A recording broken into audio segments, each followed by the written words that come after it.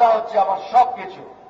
জনতা যদি চায় বাপিদাকে ডেফিনেটলি প্রতিনিধি করে পাঠাতে পারবেন। আমি জানি না কি হবে, কিন্তু আমি চাই পদ্মফুল ভোটে, পদ্মফুল চিহ্নে আপনারা ভোট দেবেন। আর আমি একটা কথা আমি বলবো, প্রতিটা জায়গা আমি শ্রীরামপুরকে আমি ভারতের মানচিত্রে একটা টুরিস্ট স্পট বানাতে চাই। কেন সব থেকে বড় কথা, আমাদের সব থেকে আদরণীয় মোদীজিও বলেছেন বেনারসে, গঙ্গা মাইয়া কো প্রণাম। তো আমাদের পাশে কি আছে? আরে জোরে বলো, गंगा मैया। हमरा धन्य जो गंगा मैया पास में जा रहे और उसके पास श्रीरामपुर है। मैं तो एक ही बात कहना चाहता हूं, हम लोग को सबको किस्मत है, गंगा मैया का पास हम लोग बैठे हैं। और मैं चाहता हूं पूरा गंगा को जो घाट है उसको अच्छी तरह से सजाए, देश विदेश से आदमी लोग आए, सब लोग आके बोले क्या बात है, श्रीरामपुर जिंदाबाद। এটার আমি করেই ছাড়ব। আমি জানি সবাই 5 বছর যখন কেটে যায়, ঠিক 4.5 বছরের মধ্যে রাস্তা বানানো শুরু হয়।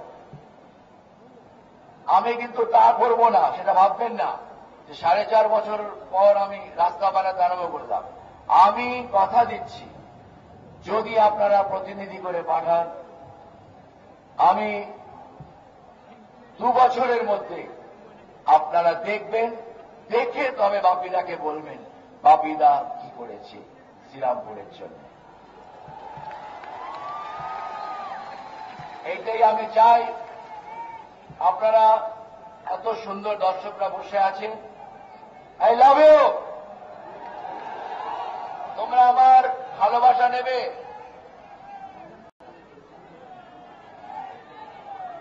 আমি কিছুক্ষণ আপনাদের সময় নেব, কেন মোদীজি এসে গেছেন, যার জন্য আমরা সবাই এসে বসে আছি। আমি যখন ব্রিগেড প্যারেড গ্রাউন্ডে ছিলাম, মোদীজির যেটা ওনার স্পিচ ছিল, যেটা উনি বলেছিলেন, আমি সেই ওনার ভাষণ শুনে আমি মুগ্ধ হয়ে গেছি। এবং আমার মনে হয় ভারতের কোন পলিটিশিয়ান, কোন মানুষ এরকম ভালো ভাষণ দিতে পারে না। আমি একটাই বলবো, তখন আমি সাথে সাথে একটা গান বানিয়েছিলাম, যেটা আমি বিজেপির অফিসে দিল্লিতে গিয়ে রাজনাথজিকে শুনিয়েছিলাম। সেটা আমার সিডিও বেরিয়েছে। अटल जी को प्रणाम, आडवाणी जी को प्रणाम, अटल जी को प्रणाम, आडवाणी जी को प्रणाम। राजनाथ जी के सपने होंगे साकार, बीजेपी के सपने होंगे साकार, मोदी जी करेंगे भारत में चमत्कार, मोदी जी करेंगे भारत में चमत्कार। साथे गाओ, वंदे मातरम, गाओ वंदे मातरम, वंदे मातरम, वंदे मातरम, वंदे मातरम, वंदे मातरम, वंदे मातरम, वंदे मातरम। এই গানটা আমি সিডিতে বার করেছি এবং আমি জানি মোদীজির জন্য আমি আরো অনেকগুলো গান আমি তৈরি করেছি। তো আমি একটা কথা বলবো, আমি জানি আপনারা একদম উতলা হয়ে আছেন মোদীজির ভাষণ শুনতে। কিন্তু একটু তো সময় দিতে হবে গাড়িটা ঢুকলে। আমি চাই শান্তভাবে বসুন। আর আপনার সামনে তো আমি, বাপিদা তো আছেই। আপনাদের এই সভায় আমি একটা কথা বলবো, আমি যখন প্রথম শ্রীরামপুরে এলাম তখন আমাকে পেপারে লেখা হয়েছিল, যারা আমার প্রতিদ্বন্দ্বী, সকল প্রতিদ্বন্দ্বী, তারা আমাকে বলেছিল বাপি লাহিড়ী পদ্ম ফুল ফোটাতে পারবে না শ্রীরামপুরে। তো আমি বলেছিলাম তানসেন গান করে, তিনি দীপক রাগ, মাল্লার রাগে উনি ঝড় উঠিয়েছিলেন, বৃষ্টি এনেছিলেন। আর বাপিদা আপনারা আমাকে বলছেন আমি পদ্মফুল ফোটাতে পারবো না, কিন্তু শ্রীরামপুরের জনতা এত ভালো, এত সঙ্গীত রসিক, বাপিদা যদি একটা লাইন গায়, চিরদিনই তুমি যে আমার, যুগে যুগে আমি তোমারি,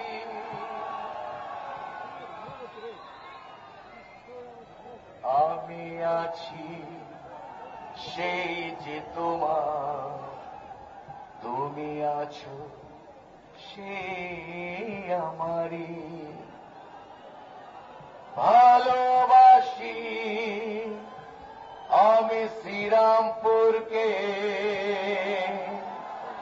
ভালোবাসি শ্রীরামপুরের জনতাকে।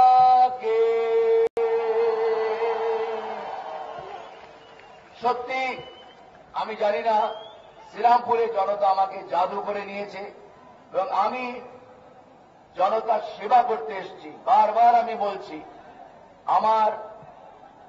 আমি যার ছোটবেলার থেকে ভক্ত, তিনি হচ্ছেন Swami Vivekananda, doctor Shyama Prasad Mukherjee, mother Teresa.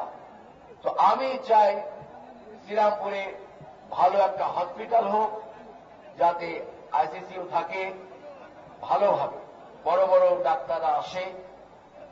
আজকালকার যুগে আপনারা জানেন এত মডার্ন ইকুইপমেন্ট এসছে। আমি হসপিটাল প্লাস প্রত্যেকটা আমার যুব সম্প্রদায়কে আমি অনুরোধ করব, কিছু একটা কাজ করে, যাতে আপনারা ঘরে না বসে থাকেন, কিছু কাজ করুন। এটাই আমি চাই, বাপিরা চায়। আজ আমেরিকাতে যাই, আমি অস্ট্রেলিয়াতে যাই, আমি সবাইকে দেখি কিভাবে নারী শক্তি, নারীরা কত কাজ করে, তাদেরও যাতে বসে না থাকতে হয় ঘরে, তাদের জন্য আমি কিছু একটা করতে চাই শ্রীরামপুর পুরো এরিয়াতে, অঞ্চলে, যে তারাও ভালোভাবে একটু কাজ করে স্বামীকে সাহায্য করতে পারে। উত্তরপাড়াতে গেছি, সেখানেও আমি বলেছি, রিষড়াতে গেছি, সেখানেও বলেছি, কন্যাগর গেছি। আর আপনাদের শ্রীরামপুর তো, এই শ্রীরামপুর তো আপনাদের নয়, এখন আমাদের শ্রীরামপুর। আমাকে একটা গান কেউ আমাকে রিকোয়েস্ট করলো, এটা কিন্তু কোইন্সিডেন্টলি 30 বছর আগে আমি একটা ছবিতে গান করেছিলাম। আপনারা জানেন আমার 42 বছর সঙ্গীত জগতে, সেই শুধু জখমি চলতে চলতে ওগবধূ সুন্দরী থেকে উলালা, চিক্কা চিকা, উল্টে দেব, আবার একটা নতুন গান চলছে এখন। কেউ আমাকে বলল, आपने लिया एंट्री और सबको बच गए घंटी। नहीं, हमारा एंट्री से घंटी नहीं बजता है, घंटी तो बजाने वाला है ऊपर वाला भगवान। ऐसा है, उनका आशीर्वाद जिसके ऊपर पड़ते हैं।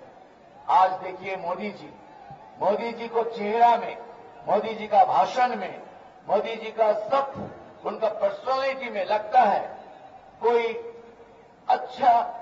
एक अच्छा सरकार परिवर्तन भगवान साक्षात मां दुर्गा ने भेज दिया।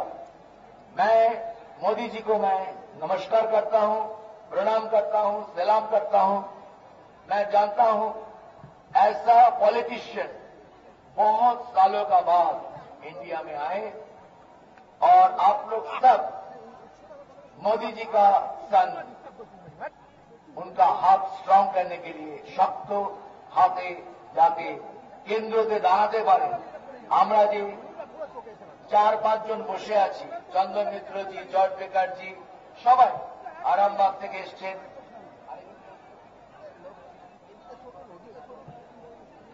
মধুসূদন বাগজি, আর কে মহান্তিজি।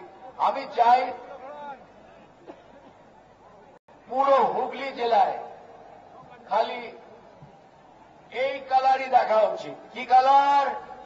অরেঞ্জ ভরে যাওয়া উচিত হুগলি জেলাতে।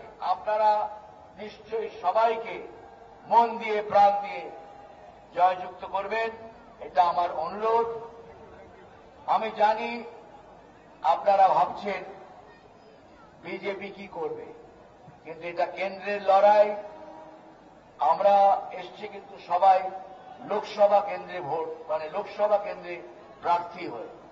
আমাদের যদি আপনারা পাঠান, আমি সবার জন্যই বলছি, আমাদের জন্য যদি আপনারা পাঠান প্রতিনিধি করে, নিশ্চয়ই আমি আপনাকে চ্যালেঞ্জ করছি, এই যে পুরো মিলগুলো বন্ধ হয়ে আছে, যার থেকে ধোঁয়া বেরোয় না, সে ধোঁয়া বেরিয়ে পার করিয়ে আমরা ছাড়ব।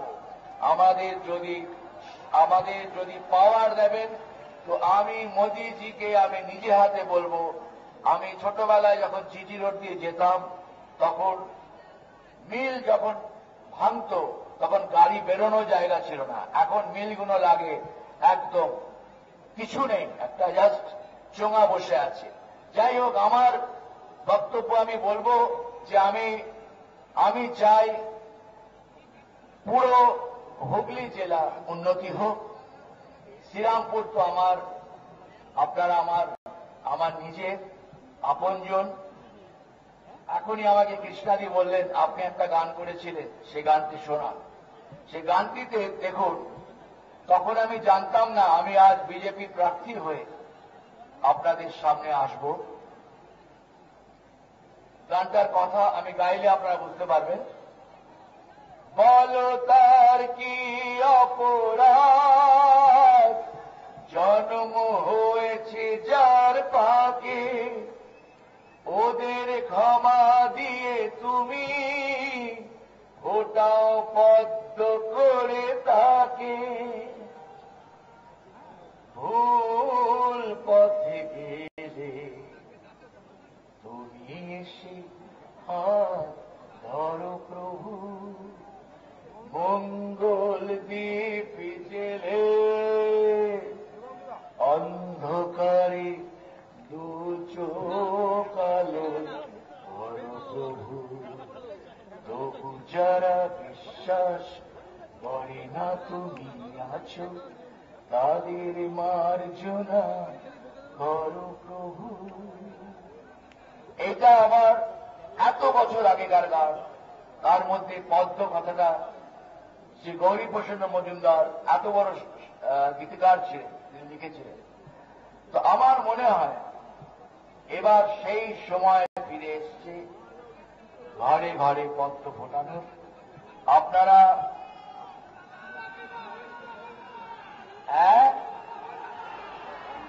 সব শোনাবো জেতার পর, এই বাদেই হবে। কিন্তু এখন বাপিদা আপনাদের একটাই রিকোয়েস্ট করছে, আর দুদিন বাকি আছে, আপনারা পদ্মফুল চিহ্নে ভোট দিন, জয়যুক্ত করুন, প্রতিনিধি করে পাঠান। গান তো আছে, বাপিদা যখন আপনাদের দাদা, এ তো কোনো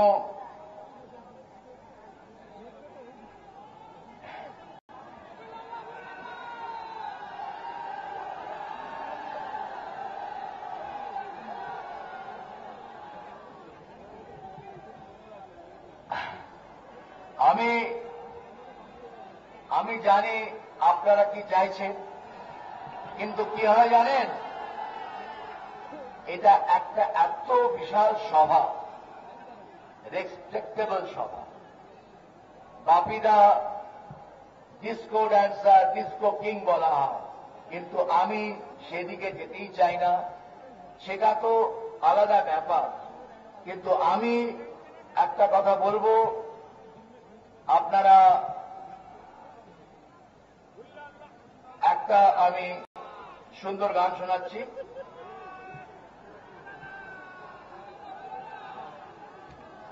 বাট সাথে গাইতে হবে। গাইবে তো?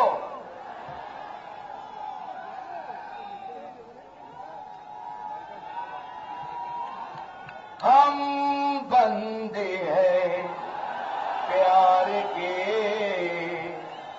मांगे सबकी खैर, हो न कहूं से दोस्ती नहीं किसी से बैर। प्रथम लाइन আমি গাইবো, দ্বিতীয় লাইন তোমরা গাইবে। দে দে, জোরে গাও। दे दे, दे दे, दे दे प्यार दे, प्यार दे, प्यार दे रे, बीजेपी को प्यार दे, दे दे प्यार दे। एवरीबॉडी ताली दाओ, जोरे जोरे। दे दे प्यार दे, प्यार दे, प्यार दे रे, बीजेपी को वोट दे। दुनिया वाले कुछ भी समझे, हम हैं प्रेम दीवाने, जहां भी जाए तुझे पुकारेगा के प्रेम तराने। दे दे, दे दे, दे दे प्यार दे, प्यार दे, प्यार दे रे, हमें प्यार दे। इसमें बहुत अच्छा एक लाइन है, ऊंचे नीचे काले सारे भेद मिटा दे, हर इंसान के दिल में ऐसी प्यार की जोश जगा दे। प्यारी लगती है हमको तो सारी दुनिया प्यारी, हम तो सारी दुनिया है, अब सारी दुनिया प्यारी। दे दे प्यार दे, दे दे प्यार दे, प्यार दे, प्यार दे रे, हमें प्यार दे, दे दे प्यार दे, प्यार दे, प्यार दे रे, बीजेपी को वोट दे, बापीदा को वोट दे, चंदनदा को वोट दे, जॉर्ज बेकर जी को वोट दे।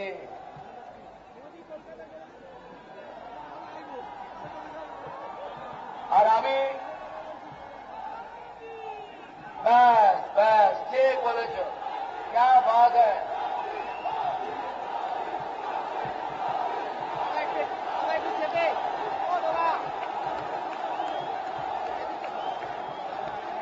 একটু শান্ত হন, বাপিদা তার শেষ গান শোনাচ্ছে। মোদীজি এক্ষুনি আমাদের মধ্যে এসে উপস্থিত হবেন, একটু শান্ত হন। বাপিদার শেষ গান। শেষ গান নয়, এ তো শুরু, আজকের শেষ গান, এ তো শুরু হলো। এখন তো অনেক গান গাইব, জেতার গান গাইব, और मोदी जी जय यात्रा, मोदी जी को सलाम, मोदी जी को प्रणाम। मोदी जी के लिए मैं एक ही बात कहूंगा,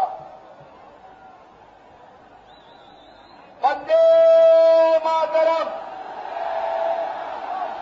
जोरे बोलो, वंदे मातरम।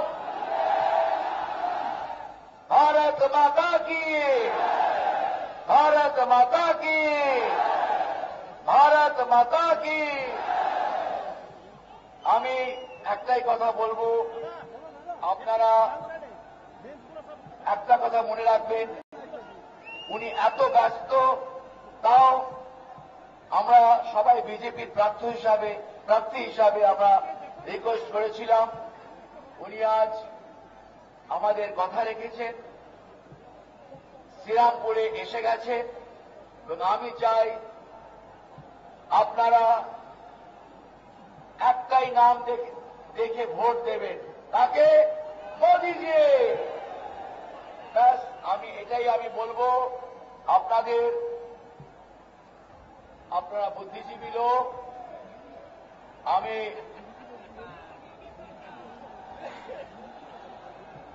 আমি মোদিজির জন্য ওয়েট করছি। হঠাৎ আমার মনে পড়ে গেল একটা গান, ইন্তেহা হো গই। গাও, সাথে গাও, পরের লাইন গাও। ইন্তেহা হো গই, একটু জোরে গাও। इंतजार की जोड़े आपसे ना। इंतहा हो गई,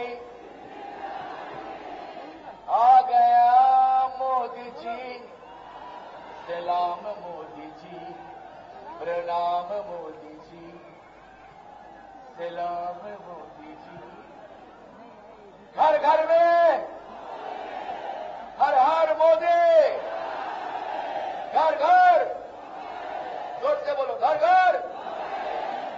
बस मैं चाहता हूं, जिसका इंतजार है हम लोग को सभी का, वो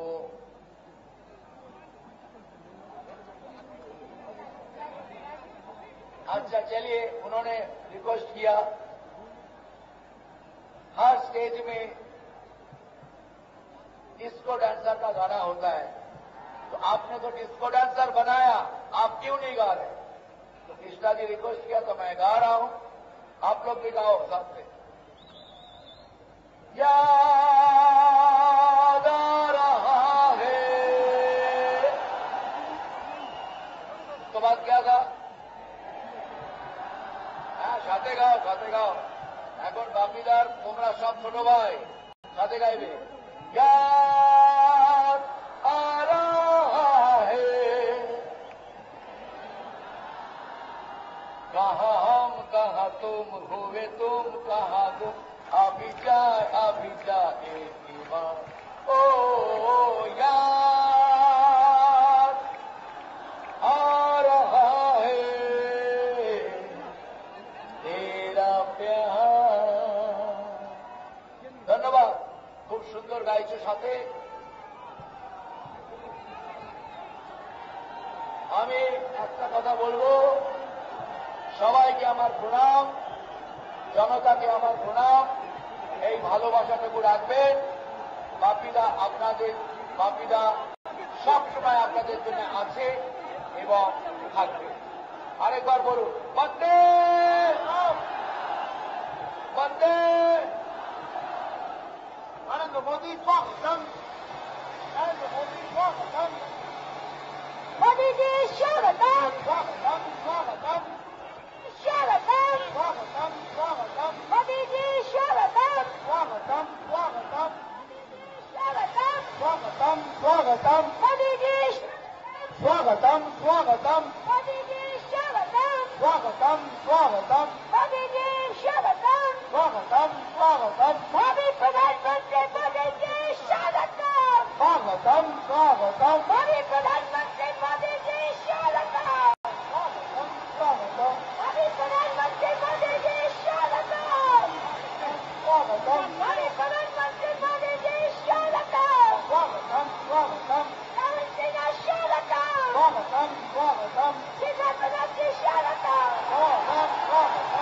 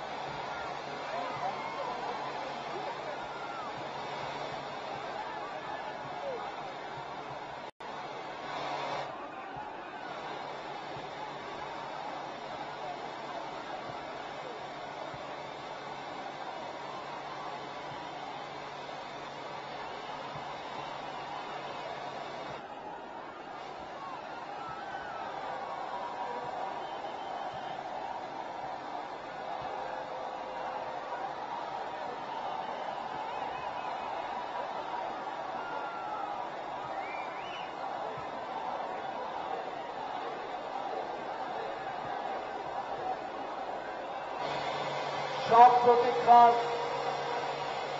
অবসান ঘটিয়ে আমাদের বিকাশমূলক নরেন্দ্র মোদীজি আমাদের মধ্যে এসে উপস্থিত হয়েছেন। এখন আমরা তাকে স্মরণ করে নেব। এখন তাকে নরেন্দ্র মোদীজিকে মাল্যদান করবেন আমাদের জেলার সভানেত্রী কৃষ্ণা ভট্টাচার্য মহাশয়া, গোবিন্দ বংশাল ও বাপ্পা লাহিড়ী। আপনাদের মাল্যদান করবার জন্য আসবার জন্য অনুরোধ করা হচ্ছে।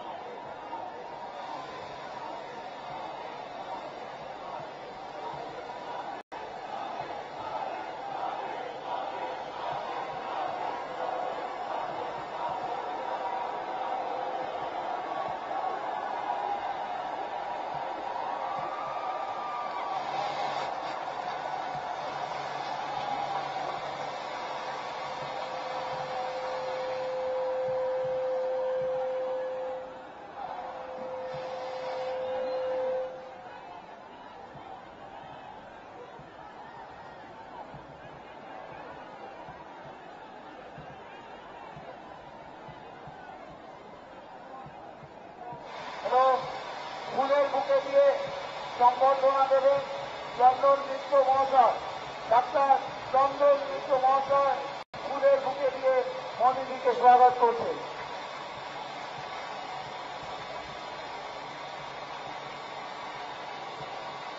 সোয়াল দিয়ে স্বাগতম করছেন বাপ্পি লাহিড়ী। নরেন্দ্র মোদীজিকে সোয়াল দিয়ে স্বাগতম করছেন বাপ্পি লাহিড়ী।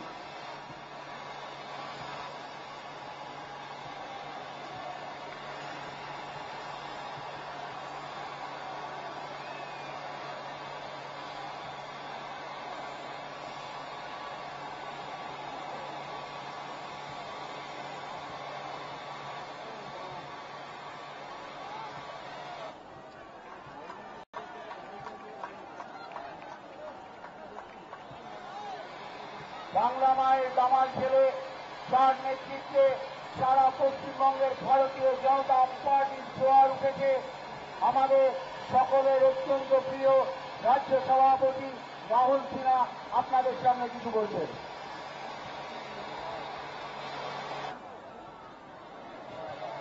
মাননীয় মোদীজি, উপস্থিত সমস্ত ক্যান্ডিডেট এবং এই শ্রীরামপুর পুরো ভেঙে পড়েছে।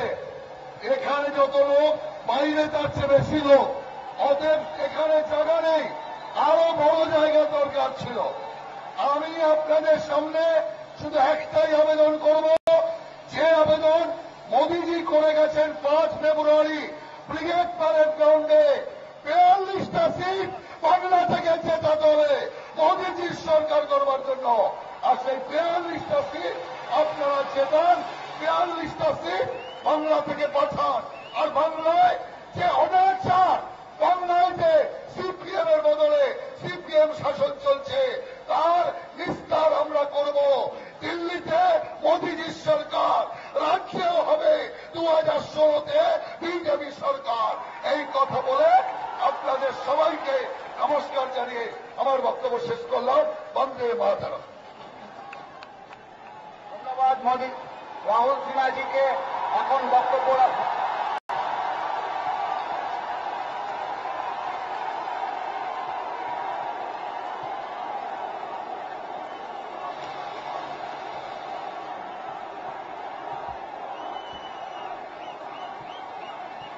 भारत माता की, भारत माता की। मन पर विराजमान प्रदेश भारतीय जनता पार्टी के अध्यक्ष श्री राहुल सिन्हा जी, पार्टी के प्रभारी श्री सिद्धार्थनाथ सिंह जी, और इस चुनाव में भारतीय भारतीय जनता पार्टी के उम्मीदवार श्री बप्पीदा, श्री चंदन मित्रा, श्री जॉर्ज बेकर जी, श्री मधुसूदन बाग, श्रीमान आर के महंती जी और विशाल संख्या में पधारे हुए भारत के भाग्य विधाता मेरे भाइयों और बहनों,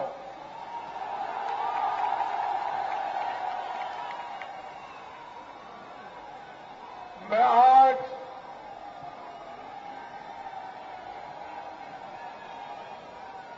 उत्तर प्रदेश के कई इलाकों का दौरा करके अभी इस तीर्थ भूमि में पहुंचा हूं। मेरे लिए अनेक कारणों से ये भूमि तीर्थ भूमि है। राजनीतिक हमारी यात्रा डॉक्टर श्यामा प्रसाद मुखर्जी ने जनसंघ को जन्म दिया। आध्यात्मिक जीवन की रुचि रामकृष्ण मिशन, स्वामी विवेकानंद से प्रेरित रही और आजादी का जंग का नेतृत्व सुभाष बाबू जैसे महापुरुषों ने किया और इसलिए ये मेरा सौभाग्य है कि मुझे आज ये तीर्थ भूमि में आकर के भारत के भाग्य विधाताओं का दर्शन करने का सौभाग्य मिला है।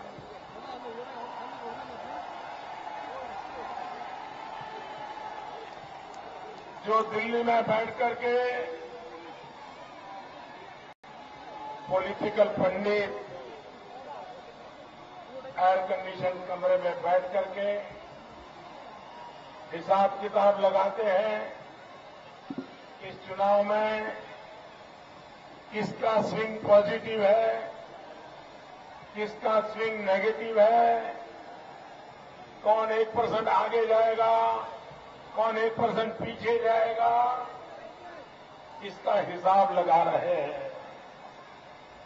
ये सारे हिसाब गलत निकलने वाले हैं।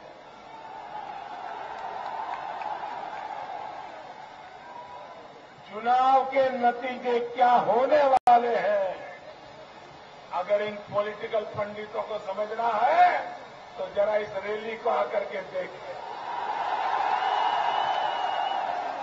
ये जोम और जुस्से से भरे ये मतदाताओं को देखें, बंगाल की भूमि में देखें,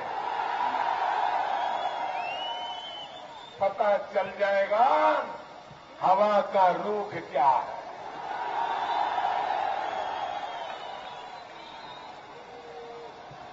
पॉलिटिकल पंडित सोच रहे हैं कि चुनाव एक एरिथमेटिक होता है। भाइयों बहनों, 2014 का चुनाव ये एरिथमेटिक नहीं है, अंक गणित नहीं है।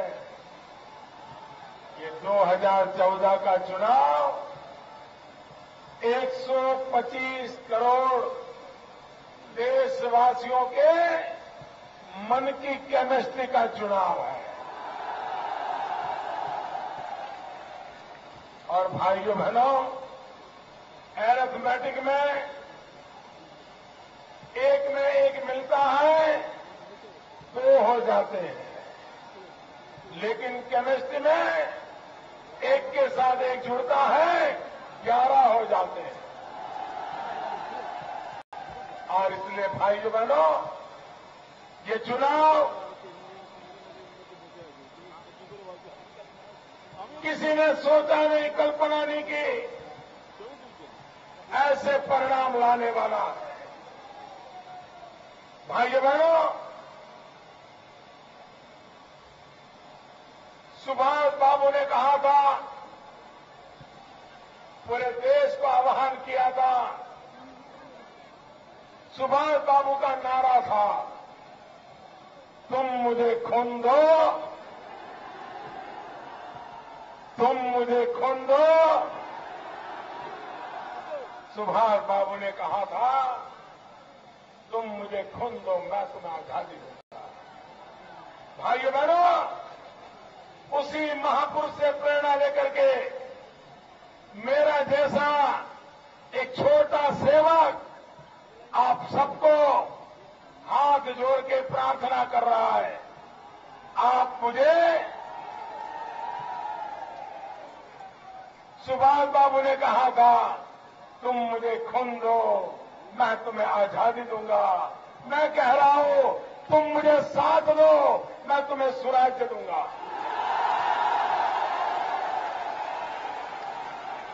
तुम मुझे साथ दो, मैं तुम्हें स्वराज्य दूंगा। भाइयों बहनों,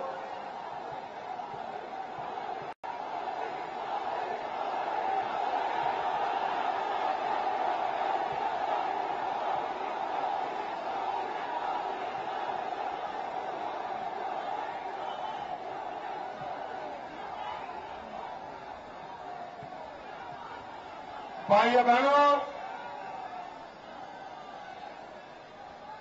बंगाल में जो सरकारें मिली है, उन सरकारों ने बंगाल के 40 साल बर्बाद कर दिए हैं। इन सरकारों ने बंगाल की दो पीढ़ियों की जिंदगी तबाह कर दी है। मैं जरा आप भाइयों बहनों से पूछना चाहता हूं, आप जवाब देंगे? सबके सब जवाब देंगे? 40 साल में दो पीढ़ियां तबाह हो गई। क्या आपको भी तबाह होना है? आपको भी बर्बाद होना है? आपकी भावी पीढ़ी को भी तबाह होने देना है? अगर आपको अपने भविष्य की चिंता है तो भाइयों बहनों, बंगाल को कभी लेफ्ट, कभी कांग्रेस, कभी टीएमसी इस चक्कर से बाहर निकालिए। इस चक्कर से बाहर निकालिए। ये तीनों लोग मिले हुए हैं।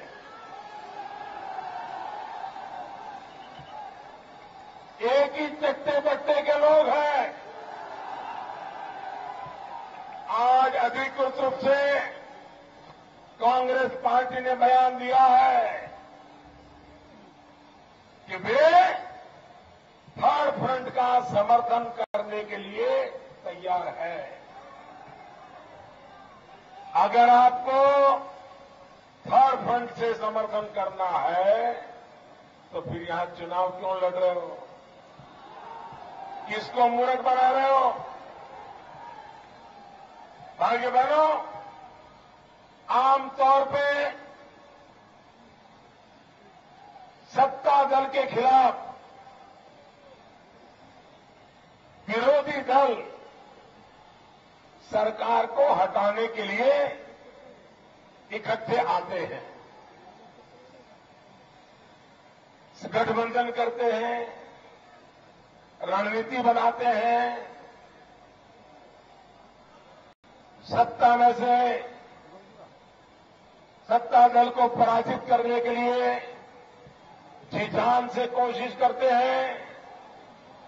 लेकिन भाइयों बहनों, हिंदुस्तान की राजनीति में पहली बार सत्ता में बैठा हुआ दल कहीं गठबंधन कर रहा है, कहीं लठबंधन कर रहा है, कहीं पर्दे के पीछे दांव खेल रहा है, कहीं कांग्रेस की ए टीम बी टीम को नए कपड़े पहना करके उतार देते हैं। पहली बार दिल्ली में कांग्रेस पार्टी चुनाव जीतने के लिए रणनीति नहीं बना रही है, सरकार बचाने के लिए चुनाव नहीं लड़ रही है। गठबंधन क्या कर रही है?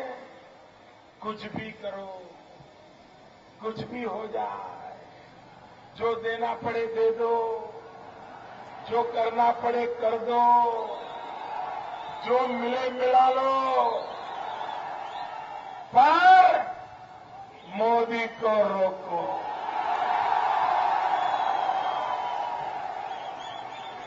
जो करना पड़े करो, मोदी को रोको, मोदी को रोको, मोदी को रोको।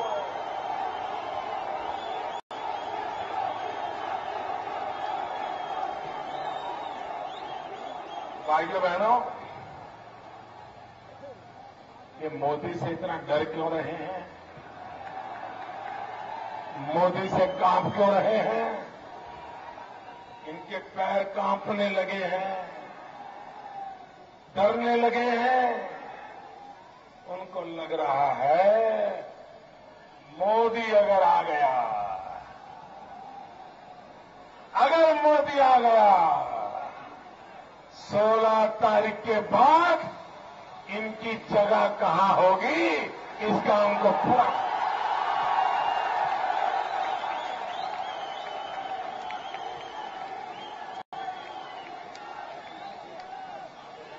इसलिए भाइयों बहनों, देश की राजनीति कांग्रेस पार्टी नकारात्मक से की ओर ले जा रही है। और यहां के मुख्यमंत्री जी, ममता दीदी, कहां गई आपकी ममता?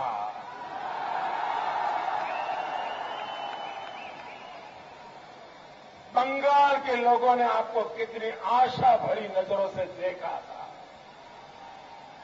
पूरे बंगाल ने आपको ममता दी थी, आपने उस ममता का क्या कर दिया? भाइयों बहनों, ये भूमि सरस्वती के पुजारियों की भूमि है और सरस्वती के नाम मां शारदा भी है। मां शारदा की उपासना करने वाले लोग हैं। और बंगाल वो धरती है जहां मां शारदा की भी पूजा होती है, माता लक्ष्मी की भी पूजा होती है। लेकिन ममता जी, आपकी ऐसी कैसी ममता रही कि जो मां शारदा थी और जो लक्ष्मी थी, वो शारदा चिटफंड बन गई। जिस शारदा की हम पूजा करते थे, वही शारदा चिटफंड बन गई। ममता जी, आपसे अपेक्षा नहीं थी। मैं व्यक्तिगत रूप से आपका आदर करने वाला व्यक्ति रहा हूं। क्या कर दिया आपने? बंगाल के लोगों के सपनों को चूर चूर कर दिया। अरे कुर्सी का इतना मोह होता है? अरे आपने इतना बढ़िया अवसर दिया, बंगाल की जनता ने आपको इतना प्यार दिया, आप बंगाल का कितना भला कर सकती थी। लेकिन आप तो वही कर रही हो जो लेप्पा ने करके गए हैं। आप उन्हीं के नक्शे कदम पर चल रही हो। और दूसरा है, आपने तो ये लेप का रास्ता पकड़ा है और कांग्रेस की आदतें छोड़ी नहीं है। दोनों बुराइयों को लेकर के आप चल रही हो और उसके कारण आप मुझे बताइए भैया, यहां के गरीब को शारदा चिट फंड का पैसा मिलना चाहिए कि नहीं मिलना चाहिए? पाई पाई मिलनी चाहिए कि नहीं मिलनी चाहिए? ये गुनहगारों को सजा होनी चाहिए कि नहीं होनी चाहिए? समय पर होनी चाहिए कि नहीं होनी चाहिए? क्यों नहीं हो रही है? श्रीमान चिदंबरम जी, आप भारत के वित्त मंत्री हैं, इतना बड़ा घोटाला हुआ है, आप किसको बचाने में चुप हो? बताओ, आप किसकी मदद कर रहे हो? ममता जी और चिदंबरम जी मिलकर के शारदा चिटफंड के लोगों को क्यों मदद कर रहे हो? ये बंगाल की जनता जानना चाहती है।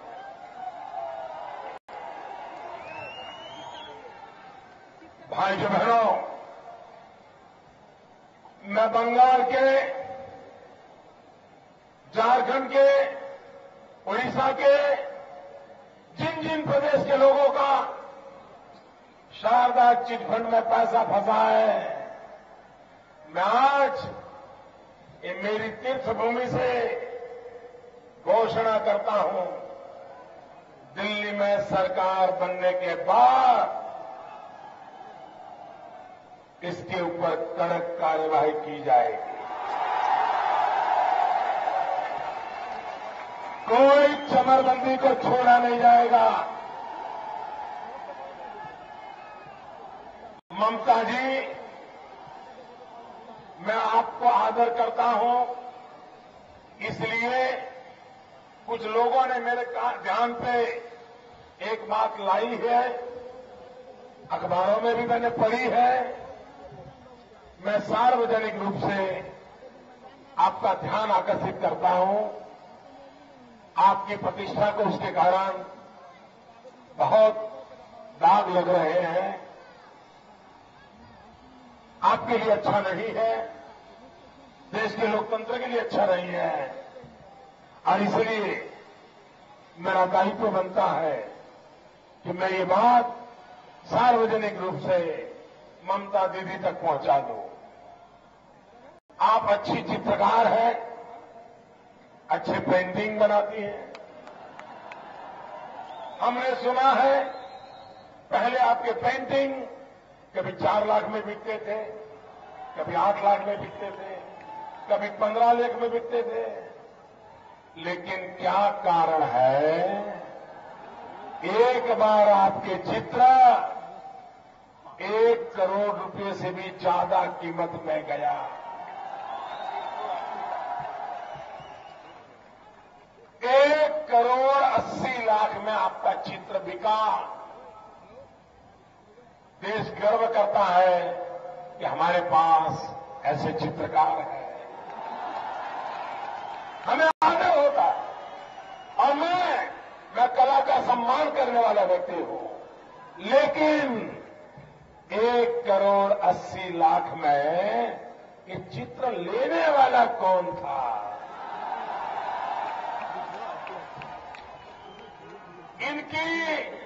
इन्होंने भूतकाल में कितने चित्र खरीदे हैं, किस किस के खरीदे हैं, कितने रुपयों में खरीदे हैं, अचानक आपका लिया कैसे लिया?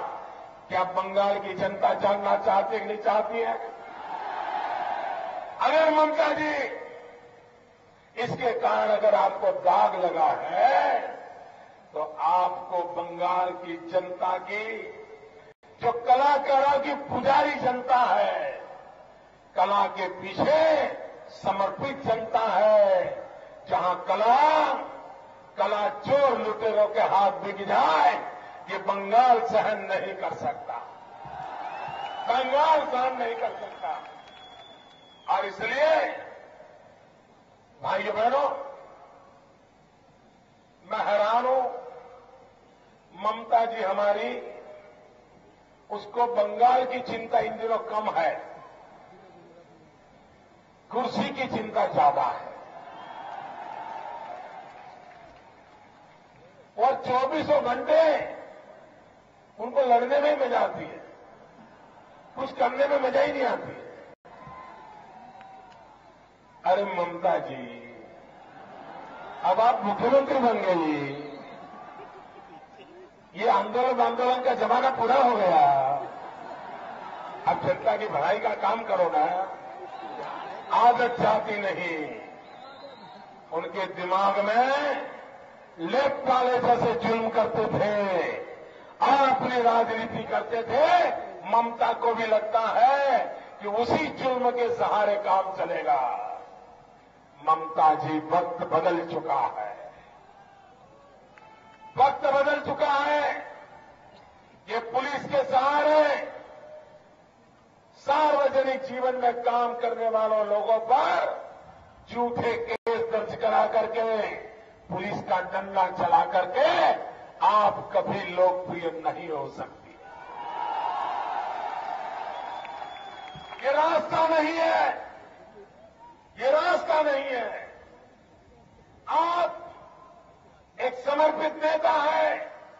मैं व्यक्तिगत रूप से फिर कहता हूं, आपके प्रति आदर करता हूं, आप गलत रास्ते पे भटक गई हो आप, और उसके कारण जितना नुकसान 35 साल में लेफ्ट ने किया है, उससे ज्यादा 35 महीने में आपने किया है।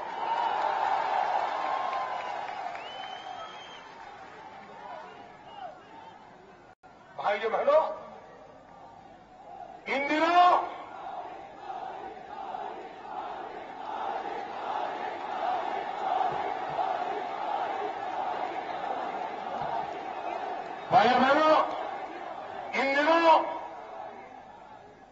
वोट बैंक की राजनीति की स्पर्धा चल रही है। मैं पूरा समय चुनाव के अंदर डेवलपमेंट और गुड गवर्नेंस, इन्हीं दो मुद्दों पर बात करता हूं लगातार। मैं कहता हूं कि वे नौजवानों के रोजगार का क्या, तो ये कहते हैं सेक्युलरिज्म का क्या। मैं कहता हूं किसानों की भलाई का क्या, तो वो कहते हैं सेक्युलरिज्म का क्या। मैं कहता हूं गरीब को 2 टाइम खाने का क्या, तो कहते हैं सेक्युलरिज्म का क्या। मैं कहता हूं मां बहनों पर बलात्कार हो रहा है, उनकी सुरक्षा का क्या, तो कहते हैं सेक्युलरिज्म का क्या। लोग आत्महत्या कर रहे हैं, उसका जवाब क्या, तो बोले सेक्युलरिज्म का क्या। मैं हैरान हूं भैया, इनको मुद्दों पर चर्चा करनी नहीं है, सिवाय वोट बैंक की राजनीति इनको किसी को कुछ करना नहीं है। और इन दिनों चाहे ममता जी हो, चाहे लेफ्ट हो, चाहे मैडम सोनिया जी हो, चाहे मुलायम सिंह हो, चाहे मायावती हो, ये सारे के सारे वोट बैंक की पॉलिटिक्स में लगे हुए हैं। कौन टुकड़े टुकड़े फेंकेगा, कौन कितने वोट बटोरेगा। भाइयों बहनों, ये वोट बैंक की राजनीति ने हिंदुस्तान के नौजवानों के भविष्य को अंधकार में डाल दिया है। इस देश में विकास की राजनीति चाहिए, गुड गवर्नेंस की राजनीति चाहिए, लोक कल्याण की राजनीति चाहिए। ये बांटो और राज करो, तोड़ो और राज करो, भागला करो और सत्या हथियाओ, ये खेल देश को बर्बाद कर रहा है। और इसलिए ममता जी, आपने बंगाल को वोट बैंक की राजनीति का शिकार बना दिया। कुर्सी के लिए इतना बड़ा पाप किया। मैं हैरान हूं ममता जी, बिहार के लोग यहां आते हैं, वो आपको पराये लगते हैं।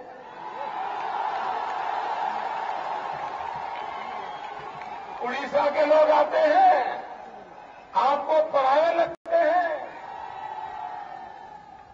कोई मारवाड़ी यहां आए, आपको बुरा लगता है। और बांग्लादेशी आ जाए, वाह, आपके चेहरे पर क्या चमक आ जाती है। कोई 7 पीढ़ी का रिश्तेदार आ गया जैसे। वोट बैंक की राजनीति के खातिर आप भारत मां के सपूतों का अपमान करती हो। आप भारत मां के सपूतों का अपमान करती हो। ये उड़िया हो, वो बिहारी हो, वो मारवाड़ी हो, मेरी भारत मां के बेटे हैं।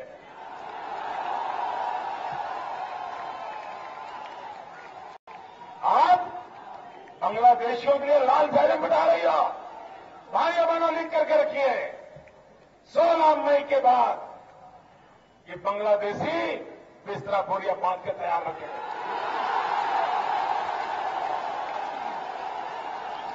ये देश ऐसा नहीं चल सकता।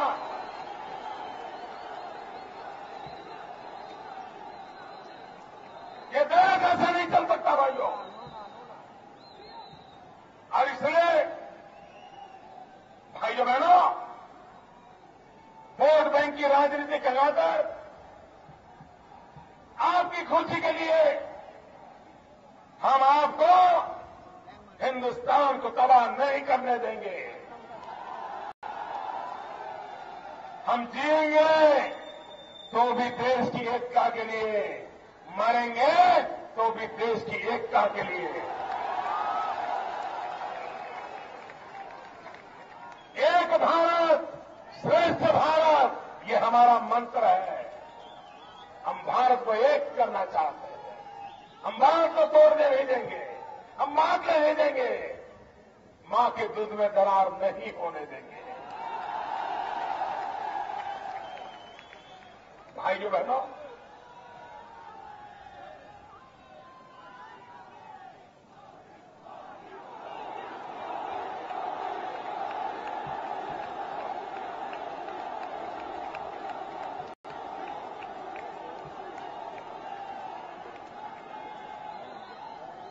आप मुझे बताइए नौजवानों, लेफ्ट और ममता जी 40 साल दिल्ली में मां बेटे की सरकार, 10 साल दीदी की सरकार, 4 साल। आप मुझे बताइए, आपका भला हुआ है? जरा बताओ ना, आपका भला हुआ है? आपका भविष्य अच्छा दिखता है? आपका जीवन का कुछ भला होगा? भाइयों बहनों, दिल्ली में मां बेटे की सरकार सब बर्बाद कर दिया। अभी प्रधानमंत्री जी गुवाहाटी गए थे वोट देने के लिए, और प्रधानमंत्री बोले थे,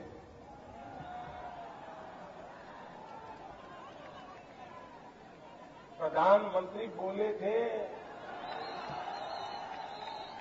आपने सुना कि नहीं सुना? उनको पत्रकार बड़े कमाल के होते हैं ये लोग। तो उन्होंने मनमोहन सिंह जी को घेर लिया और पूछा, मोदी की लहर दिखती है? मनमोहन सिंह जी ने कहा, मोदी की लहर मुझे नजर नहीं आती है। मैं प्रधानमंत्री को पूछना चाहता हूं, आपको लहर नजर नहीं आती है? जरा ये तो बताओ, 10 साल में आपको कभी महंगाई नजर आई थी क्या? 10 साल में कभी आपको बेरोजगारी नजर आई थी क्या? 10 साल में कभी आपको भ्रष्टाचार नजर आया था क्या? प्रधानमंत्री जी, 10 साल में आपको कुछ नजर नहीं आया, तो ये लहर कहां से नजर आएगी? और प्रधानमंत्री जी, इसमें आपका दोष नहीं है, क्योंकि आप देखते ही नहीं हो। मां बेटे की आंखों से देखते हो, आपको कुछ नजर नहीं आएगा। भाइयों बहनों, ये चुनाव चल रहा है दिल्ली सरकार का। वोट से बनने वाली है दिल्ली की सरकार, लोगों की राजी है तो दिल्ली सरकार के प्रति, नाराजी है तो दिल्ली सरकार के प्रति, चर्चा का मुद्दा है तो दिल्ली सरकार।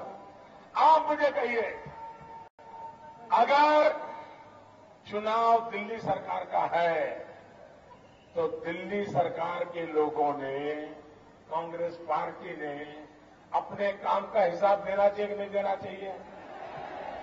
10 साल में उन्होंने क्या किया ये बताना चाहिए कि नहीं बताना चाहिए? पाई पाई का हिसाब देना चाहिए, पल पल का हिसाब देना चाहिए। दे रहे हैं? जवाब दे रहे हैं? जरा देश की जनता बताओ, 10 साल में क्या किया, कैसे किया, किसके लिए किया, कब किया, क्यों किया, किसने किया, दिन में किया कि रात में किया, देश में रखा कि विदेश में रखा? जवाब देना चाहिए कि नहीं?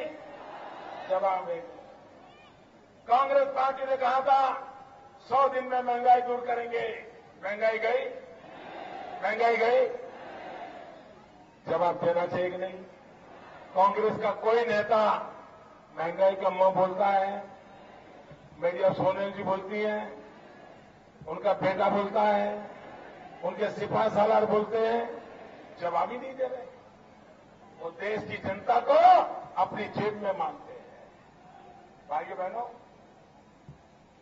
जैसे कांग्रेस चुनाव आता है तो उसको सेकुलरिज्म याद आता है, वैसे चुनाव आता है तो उनको गरीब याद आता है। जैसे ही चुनाव आएगा वो शुरू कर देते हैं, गरीब गरीब गरीब गरीब गरीब गरीब गरीब गरीब गरीब गरीब गरीब गरीब गरीब शुरू कर देते हैं। भाइयों बहनों, जो सोने का चम्मच लेके पैदा हुए हैं उनको पता नहीं है गरीबी क्या होती है। और जैसे आपने अगर ताजमहल न देखा हो तो आप ताजमहल देखने के लिए जाते हो कि नहीं जाते हो? ताजमहल देखने का मन करे तो आप ताजमहल देखने जाते हो कि नहीं जाते हो? साथ में कैमरा ले जाते हो कि नहीं? फोटो निकालते हो? फोटो दोस्तों को दिखाते हो? फोटो व्हाट्सएप पर भेजते हो? करते हो ना? क्यों? क्योंकि आपने ताजमहल देखा नहीं था, तो ताजमहल देखने के बाद फोटो निकालते हो। वैसे हमारे राहुल भैया गरीबों को देखने के लिए जाते हैं, क्योंकि उनको मालूम ही नहीं है गरीबी क्या होती है। उनके लिए गरीब एक टूरिज्म है, टूरिज्म। जैसे आपके लिए ताजमहल एक टूरिज्म है, उनके लिए गरीब एक टूरिज्म है। वे जाते हैं क्योंकि उनके मन में सवाल है, क्या गरीब को पैर होते हैं क्या? क्या गरीब को 2 हाथ होते हैं क्या? क्या गरीब को जुबान होती है क्या? क्या गरीब को पेट होता है क्या? उनको मालूम ही नहीं है कि गरीब क्या चीज होती है। इसलिए वो देखने के लिए जाते हैं, और जाते हैं तो सारे मीडिया वालों को लेकर के जाते हैं, फोटो निकालते हैं और साल भर दुनिया को दिखाते हैं कि देखो मैंने गरीब के बच्चे को गोद में लिया, मेरी तस्वीर देखो, गरीब कैसा होता है, मेरी तस्वीर देखो। और इतना ही नहीं, उस घर में उस दिन जाते हैं ना, वो गरीब का सारा खा जाते हैं।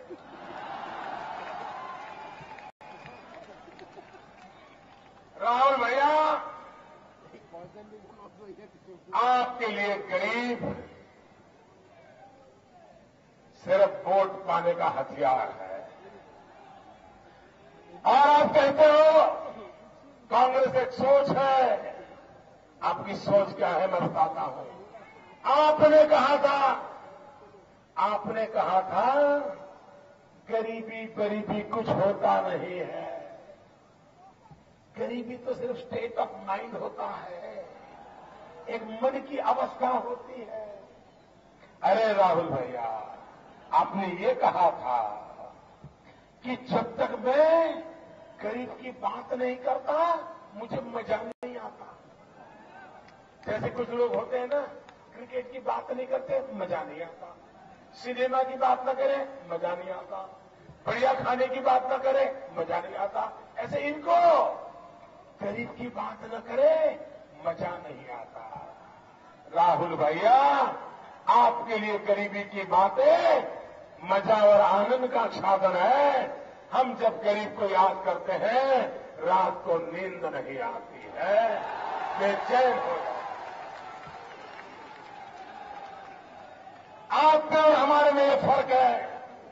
आपके लिए आपकी सोच और हमारी सोच में फर्क है। हमारे लिए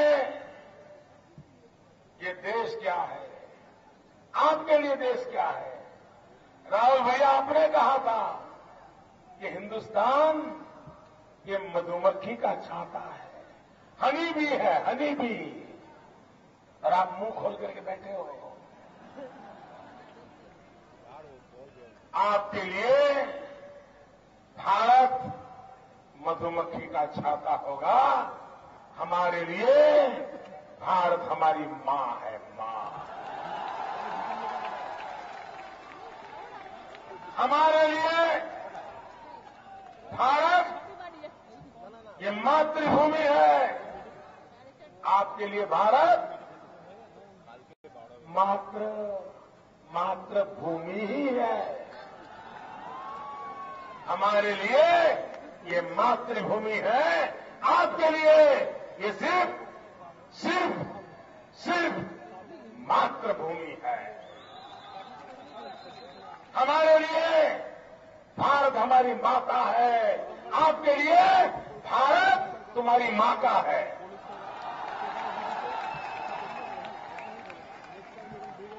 ये फर्क है।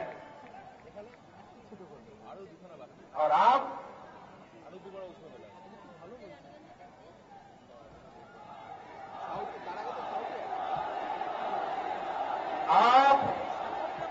सोने का चमक लेकर के पैदा हुए हो, आपने गरीबी देखी नहीं है। भाइयों बहनों, गरीबी क्या होती है मुझे पता है। मैं पैदा गरीबी में हुआ हूं, पला गरीबी में हूं। रेल के डिब्बे में चाय बेचते बेचते आज आपके पास आया। भाइयों बहनों,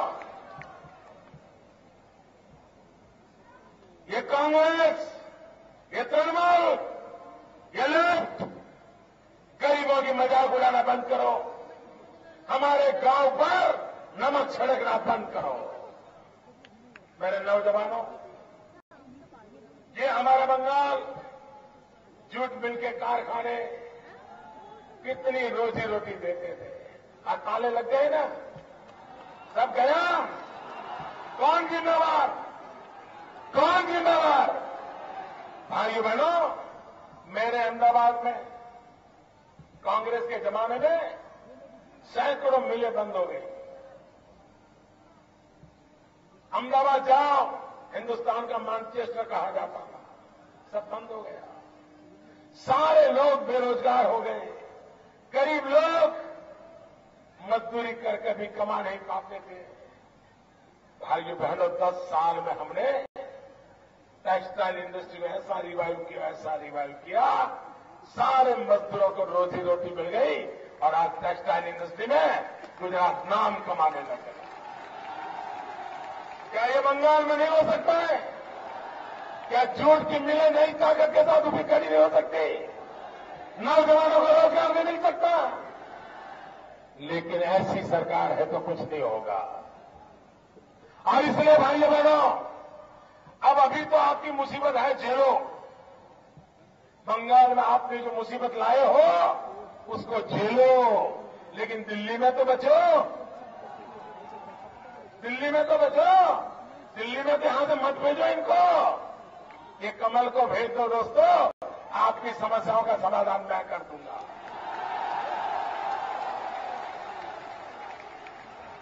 भाइयों बहनों, ये इलाका है जहां मेरा किसान आलू की खेती करता है और हर साल रोड पर आकर के आलू फेंक देता है। उस किसान को कितनी पीड़ा होती होगी, कितना दर्द होता होगा। भाइयों बहनों, गुजरात का किसान भी आलू की खेती करता है। मेरे यहां एक मुसलमान लड़का है, ज्यादा पढ़ा लिखा नहीं है, लेकिन नई नई चीजें करता रहता है। अभी उसने वर्ल्ड रिकॉर्ड किया। प्रति हेक्टर, 1 हेक्टर में सबसे ज्यादा आलू पैदा करने का उसने वर्ल्ड रिकॉर्ड कर दिया। और आपके यहां आलू टमाटर से बड़े नहीं होते हैं। भाइयों बहनों, मेरे यहां किसान नारियल जैसा आलू पैदा करता है, नारियल जैसा। और कैनेडा की कंपनियां खेत में ही आलू खरीदने के लिए एडवांस में पैसे देकर के जाती है और उससे पोटेटो चिप्स बनता है, वेफर बनता है, वैल्यू एडिशन होता है। क्या ये काम बंगाल में नहीं हो सकता है? करना चाहिए कि नहीं करना चाहिए? ये किसान को सिखाना चाहिए कि नहीं सिखाना चाहिए? उसको दाम मिलना चाहिए कि नहीं मिलना चाहिए? वैल्यू एडिशन होना चाहिए कि नहीं होना चाहिए? इनको कुछ नहीं करना है भाई, कुछ नहीं करना है। ये बेकार लोग हैं। ममता जी सुबह उठ करके लेप को कैसे मारूं उसी में बिजी रहती है। लेप वाले ममता को मारो उसमें बिजी रहते हैं और दोनों के बीच में कभी राहुल सिन्हा आ जाए तो दोनों मिलकर उसको मारते हैं। भाइयों बहनों, बंगाल की धरती पर एक खेल बंद होना चाहिए। आने वाली पीढ़ी का भविष्य बनाना चाहिए। भाइयों बहनों, मैं हिंदुस्तान भर में भ्रमण कर रहा हूं। मैंने चुनाव को नजदीक से देखा और मैं आज बहुत जिम्मेवारी के साथ, दावे के साथ कहता हूं, हिंदुस्तान में कई राज्य ऐसे होंगे जहां कांग्रेस और यूपीए का खाता नहीं खुलेगा। खाता नहीं खुलेगा भैया, जीरो। और इस देश में एक भी राज्य ऐसा नहीं होगा, मैं बहुत जिम्मेवारी से कह रहा हूं, एक भी राज्य इस देश में ऐसा नहीं होगा जहां कांग्रेस 10 के आंकड़े को छू पाए। डबल डिजिट संभव नहीं है कांग्रेस के लिए, एक भी राज्य में संभव नहीं है। पूरे इतिहास में मां बेटे की सरकार ऐसी गर्त में जाने वाली है, 100 साल तक निकल नहीं पाएगी। एक ताकतवर विकल्प उभर करके आया है। दिल्ली में मजबूत सरकार की संभावना पैदा हुई है। मेरे बंगाल के भाइयों बहनों, देखिए, थोड़ा बारिश गिरी हो, कीचड़ में गाड़ी फंसी हो तो एक ड्राइवर भी उतर करके धक्का मार के गाड़ी निकाल देता है। जरा ज्यादा कीचड़ हुआ हो, थोड़ा बड़ा गड्ढा हो तो पैसेंजर उतर करके धक्का मारे, गाड़ी निकल जाती है। लेकिन अगर गाड़ी गहरी खाई में पड़ी हो तो फिर उसको निकालने के लिए बहुत ताकत लगती है। अकेले ड्राइवर से नहीं होता है, अकेले पैसेंजर से नहीं होता है, पूरी ताकत लगानी पड़ती है। 60 साल में हिंदुस्तान की गाड़ी ऐसी गहरी खाई में पड़ी है, उसको निकालने के लिए मुझे 300 कमल चाहिए, 300 कमल। अब दिल्ली में मजबूत सरकार चाहिए ताकि मुसीबतों से देश को हम बाहर निकाल पाए। और इसलिए बंगाल के भाइयों बहनों, जब विधानसभा का चुनाव आए तब ममता जी का क्या करना देख लेना, लेफ्ट वालों का क्या करना देख लेना, कांग्रेस वालों का क्या करना देख लेना। अभी तो दिल्ली में भाजपा की सरकार बनने वाली है। उस सरकार में, उस लोकसभा में बंगाल के भी सारे के सारे कमल आ जाए, ये मैं कहने के लिए आया। भाइयों बहनों, मैं एक विशेष बात